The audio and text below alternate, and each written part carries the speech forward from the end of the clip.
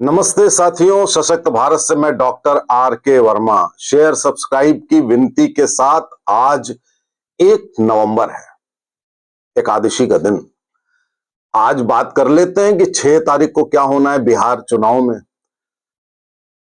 देखिए, ऐसा है कि हम ऑलरेडी चुनाव लगभग जीत गए। यह आप लिख के ले लीजिए कि बिहार में भारतीय जनता पार्टी एनडीए की सरकार बनने जा रही है और हमने विपक्ष को बहुत दूर खदेड़ दिया है ऑलरेडी। आप बहुत सारी खबर सुन रहे होंगे, लेकिन मैं हमेशा कुछ ना कुछ नया बताता हूं, तो इस बार भी कुछ नया बताऊंगा। एक तो आप पहले ये नोट कर लीजिए कि राहुल गांधी हमारे स्टार प्रचारक हैं भारतीय जनता पार्टी के, और स्टार प्रचारक में उन्होंने एक बात कही। उन्होंने कहा कि भाई साहब, वो नरेंद्र मोदी बहुत ही ये प्रधानमंत्री जी के लिए जिस तरीके की भाषा इस्तेमाल करते हैं, उससे ये प्रतीत होता है कि इनका जो पालन पोषण हुआ है वो संस्कार छोड़िए, मानव सभ्यता में ही लगता है कि ऐसा इनका पालन पोषण हुआ है, जो कहने योग्य भी नहीं है। ये मोदी जी को करता है, ऐसा करता है, इस तरीके से बोलते हैं। इन्होंने कहा कि मोदी छठ पर्व पर ढोंग कर रहा था, नौटंकी कर रहा था। सुनिए जरा, और इसको अगर वोट मिले तो ये नाचने तक लगेगा। अब इन स्टार प्रचारक महोदय को नहीं मालूम था कि सोशल मीडिया पे अब दर्जनों इनके वीडियो पड़ेंगे, इनके और इनकी बहन जी के नाचते हुए और तरह तरह के डांस करते हुए, जगह जगह डांस करते हुए, स्टेज पर भी डांस करते हुए। और इनके ज्ञान कैसा है ये तो आपको पता ही लग गया होगा, जब इन्होंने कहा नरेंद्र मोदी अंबानी के यहां गया, मैं नहीं गया। इसका क्या मतलब हुआ? बगल में लालू बैठे थे, जो पूरे परिवार समेत अंबानी के वहां गए। अंबानी ने हवाई जहाज भेजा था लालू को, वो बगल में बैठे थे। तो इनका ज्ञान जिस तरीके का है, तो वो सेल्फ गोल वाला या अपने ही पैरों पर कुल्हाड़ी मारने वाला है। तो कांग्रेस तो साथियों ऐसा है कि ये शायद 1 या 2 सीट पा जाए तो बहुत बड़ी बात होगी। मुझे लगता है कहो 1 सीट ना पाए। अब बात आई आरजेडी की, तो साथियों 32 साल की सजा जिस आदमी को मिली है, वो आदमी कह रहा है कि हम भ्रष्टाचार नहीं करेंगे। जो आदमी हजारों करोड़ की संपत्ति पर बैठा है, हजारों एकड़ों की जमीन लूट चुका है बिहार में, वो आदमी, उसका लड़का कह रहा है कि हम भ्रष्टाचार नहीं करेंगे।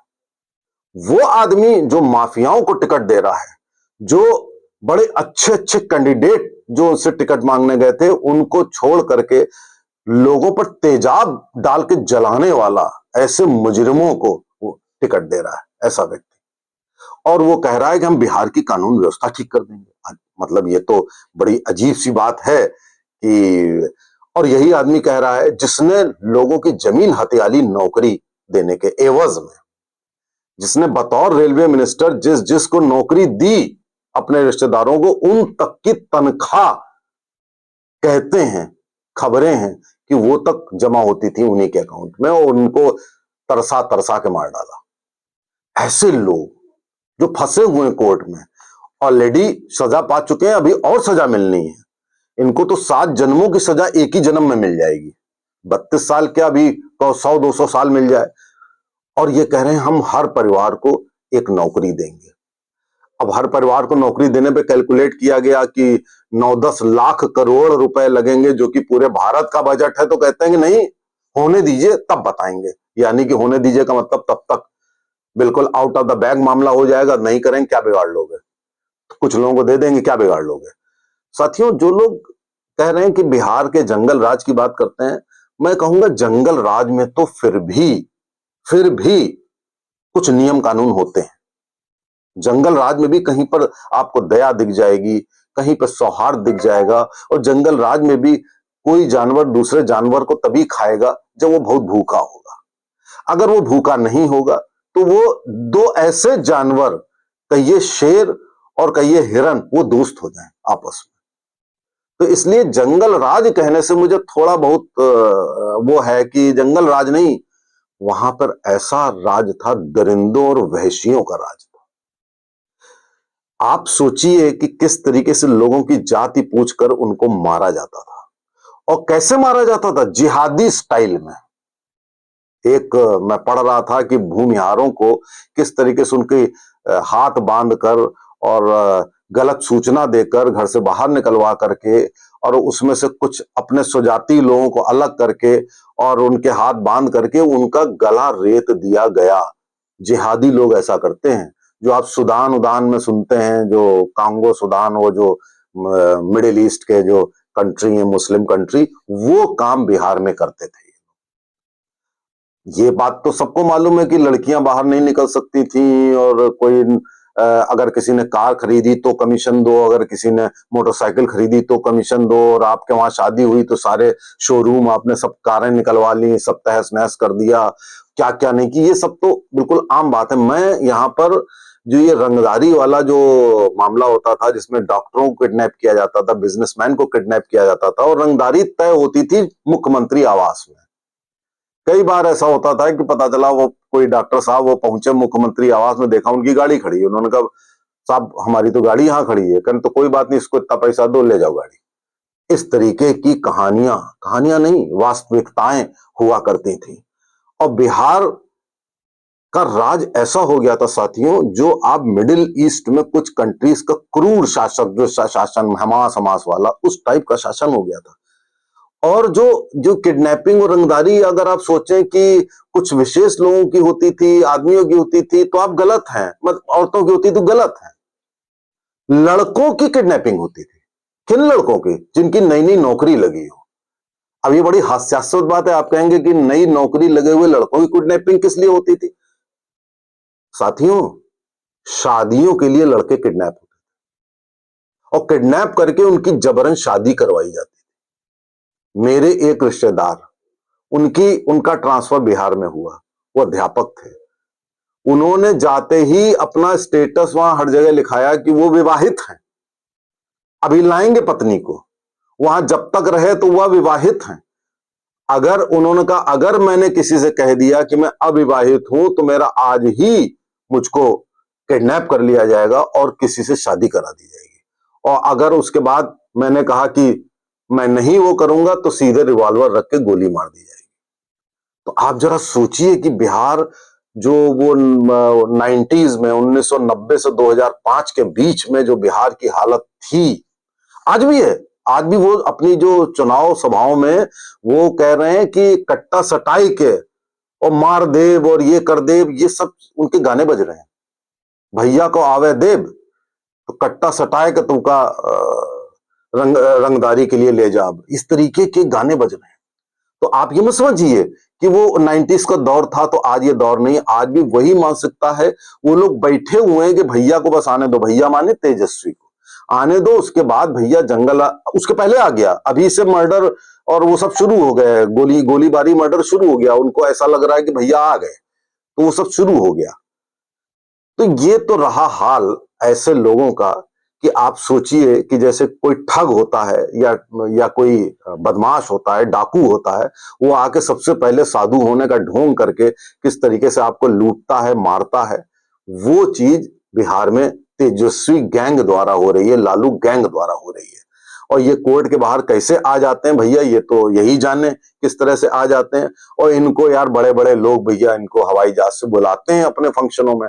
तो आप जरा देखिए इस देश की विडंबना, देखिए एक आयरनी देखिए इस देश की, कि इस देश में ऐसे लोग फलते फूलते हैं, उनको इज्जत दी जाती है, उनके पैर छुए जाते हैं। और जातिवाद के जो सिंबल हैं, वो जिन्होंने बिहार में जातिवाद और पिछड़ेपन और पलायन को बड़ा, आप पलायन क्या सोचते हैं? आप सोचते हैं पलायन गरीबी की वजह से? नहीं, पलायन की मुख्य वजह है वहां की लॉ एंड ऑर्डर, जो कानून व्यवस्था है वो मुख्य वजह है कि आदमी कहता है बाहर जाके नौकरी करके पैसा भेज देंगे, घर में बंद रहो, औरतें बच्चे भैया थोड़ी बहुत पढ़ाई कर लो, इसलिए वो करते। तो साथियों, उनकी तो बात ये कर दी। एक एक आशा की किरण जगी थी, ये एक पीके प्रशांत किशोर करके। ये प्रशांत किशोर क्या, ये उम्मीद ये दूसरे केजरीवाल बनकर आए थे? कोई इन्होंने पार्टी में कोई विचारधारा नहीं दी। सबको साधने, सब एक साधे सब सदे, सब साधे सब जाएं। जो राजनेता सोचता है कि मैं सबको सबका वोट ले लूंगा, उसे किसी का वोट नहीं मिलता है। पीके जैसे लोग रणनीति बनाने के लिए सो कॉल्ड रणनीति वाले हैं, कुछ है नहीं दम। वो भले ये सोचें कि सबके वोट मिल जाएंगे, दो चार कैची चीजें बोल ली, थोड़ा बोल अच्छा लेते हैं, लेकिन वही बात कि जिहादियों की तरफदारी, मोदी योगी का विरोध, हिंदुत्व का विरोध, सब कुछ पीके वही कर रहे हैं जो बाकी विपक्ष की पार्टी कर रही है। क्यों फिर उनको वोट दिया जाए? आपने कोई सॉलिड प्लान नहीं बनाया, तो इसलिए पीके से कोई उम्मीद नहीं है। वो बात अलग है कि 7-8% वोट वो ले जाएंगे, क्योंकि बोल अच्छा लेते हैं, कुछ कर लेते हैं, युवाओं को जोड़ लिया तो 7-8%। लेकिन साथियों, 160 सीटों के साथ कम से कम एनडीए 48-49% वोट शेयर के साथ और 160 सीटों के साथ इस बार फिर से एनडीए की सरकार बन रही है। बीजेपी की सर्वाधिक सीटें आनी हैं। नीतीश कुमार दोबारा से मुख्यमंत्री बनेंगे ही बनेंगे। अब वो खुद मना कर दें तो बात अलग है। और रिवैम्प होगा इस बार बिहार में। अगले 5 सालों में बहुत क्रांतिकारी परिवर्तन और विकास होने जा रहा है। ये मैं आपको अभी से बता दूं, हो रहा है, लेकिन उसकी रफ्तार काफी तेज हो जाएगी, क्योंकि पहले नीतीश कुमार की यू टर्न की वजह से कई बार विकास रुक गए थे। अब वो विकास की जो स्पीड है बड़ी तेज आने वाली है, तो इंतजार कीजिए। मैं बिहारी भाइयों से अपील करता हूं, एक तरफा मैंडेट दीजिए अगर बिहार को सुधारना है, एक तरफा एनडीए को वोट दीजिए, मैंडेट दीजिए। ये आपकी आने वाली पीढ़ियों का सवाल है। जातिवाद को त्याग दीजिए, विकास को और संस्कृति को। सबसे ज्यादा भारत की अगर संस्कृति प्रबल थी पूरे भारत की प्राचीन युग में, तो वो बिहार था, मगध था। वहीं के बुद्ध हैं, वहीं के चाणक्य हैं। तो इसलिए बिहार को सांस्कृतिक रूप से और विकसित मॉडल के रूप से विकसित करने के लिए एनडीए को एक मुश्त वोट दीजिएगा। ये मेरी अपील है। नमस्ते, जय हिंद, जय भारत।